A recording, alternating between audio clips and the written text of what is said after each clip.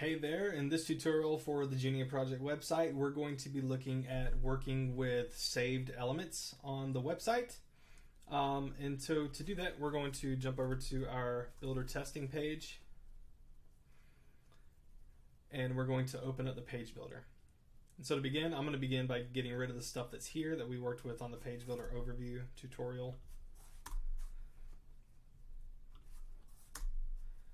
And you'll see here in the top right, you have that plus icon with all your modules, rows, and templates. And then we're going to be working with saved elements.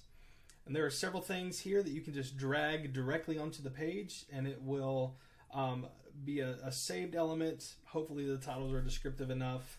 I recommend playing around on the builder testing page to kind of get a feel for some of these things and how to work with and edit them.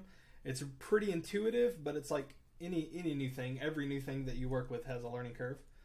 So what we're going to begin doing is we're going to pull the top blog row in. You can see this gives us the top row of when we click on blog. This is what we would see. So if you need a site that or a page that has an info box, search box, and the slider here, you can use that. But if you're working on just a regular interior page, what we would do is just pull in the interior top row, drop it in here, and you can see we have the background here with a background image that you can immediately change out. All the gradient that we're using throughout the website is already here. The text box is already here, so you can change out the title, the description, and then the right side image that we're using on most of the layouts on the website are here as well. And you'll notice everything is already styled to look like the rest of the site. The image already has the border radius that we're using everywhere. The gradient on the row is already here. But if maybe you have a page and you're wanting to add the option for people to subscribe, we have that row as well. So you can just add that bottom subscribe area, and it's already made, ready to go right there.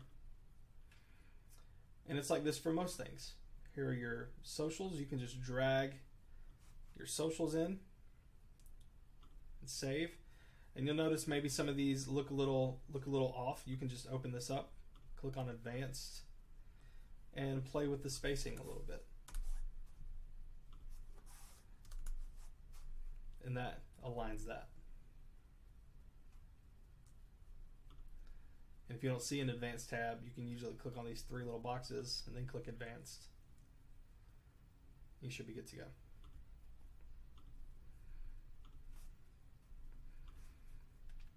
Now, if you want to make something your own, maybe you made your own row and you want to now save it to use throughout the rest of the website. That's simple as well. To do that, I'm going to go ahead and discard our changes here.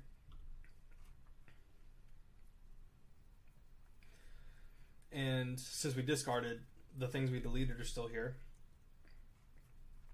Maybe we want to have the dark background row that we're using elsewhere.